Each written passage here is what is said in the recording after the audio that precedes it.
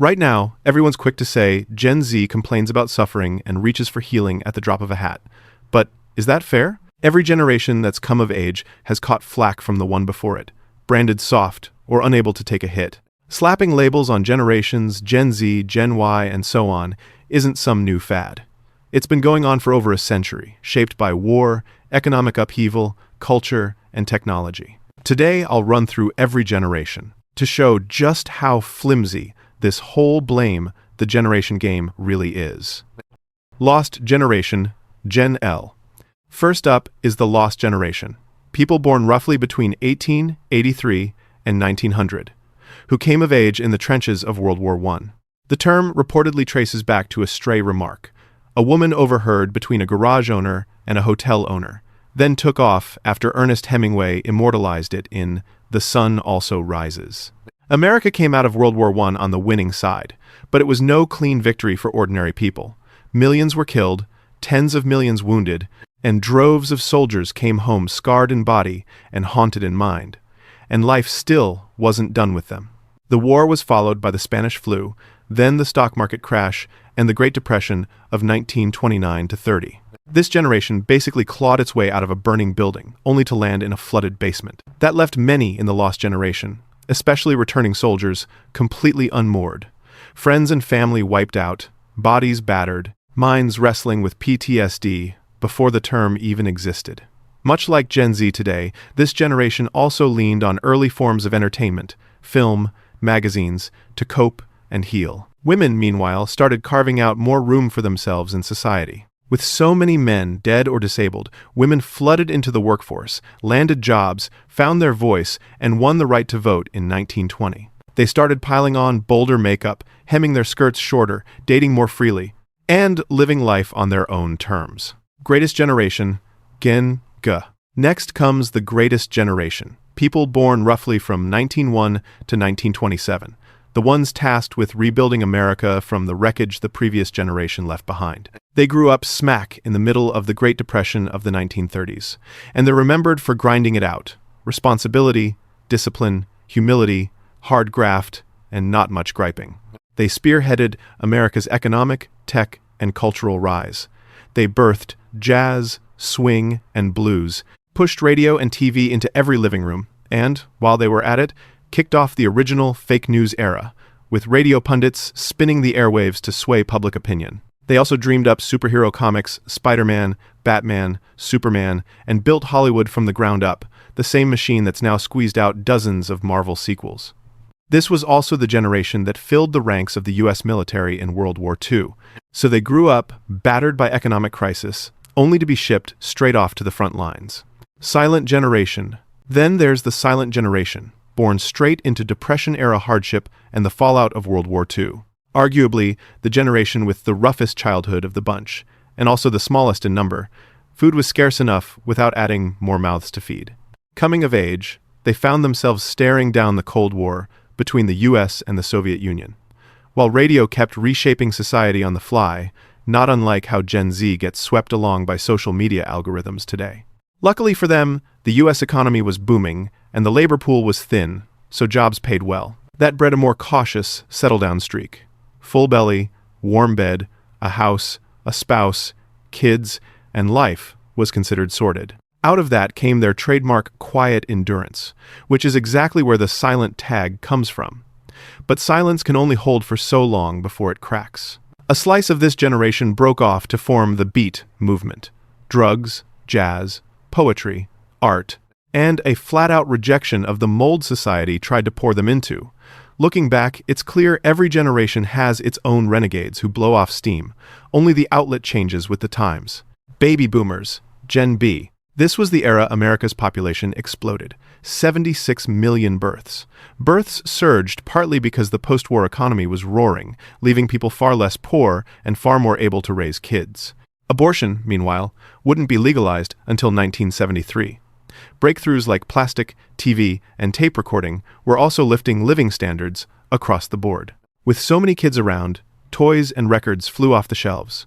Once unthinkable luxuries like washing machines, dishwashers, fridges, and telephones became everyday household staples.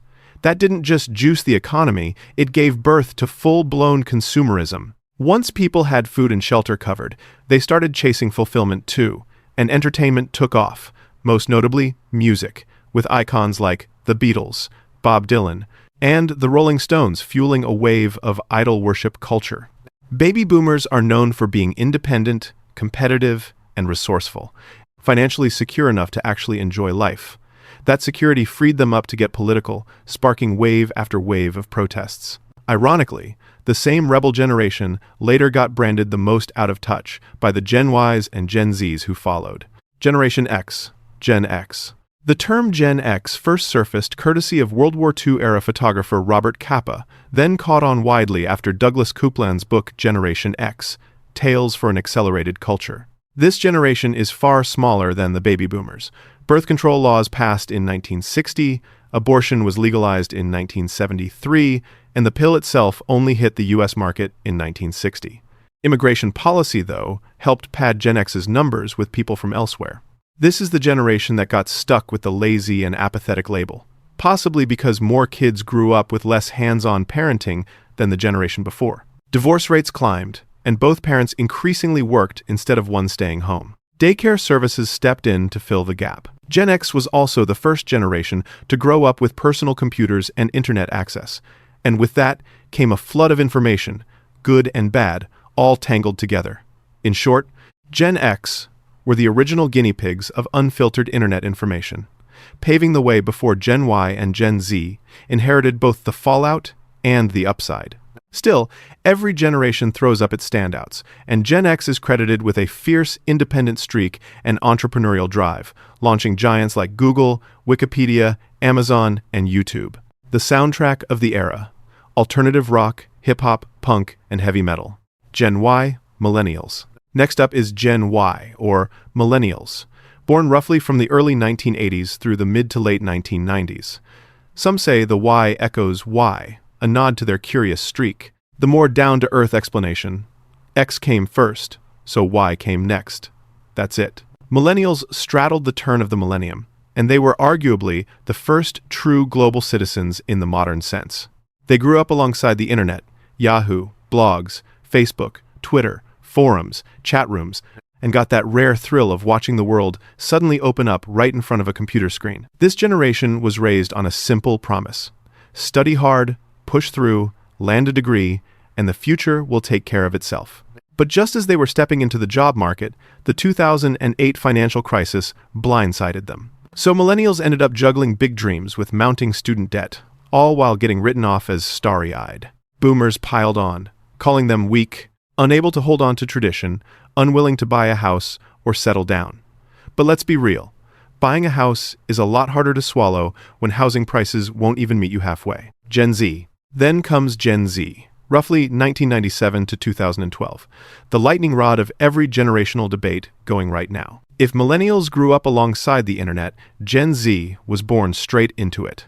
They never had to adapt to the digital world. For them, it's just been the water they swim in from day one.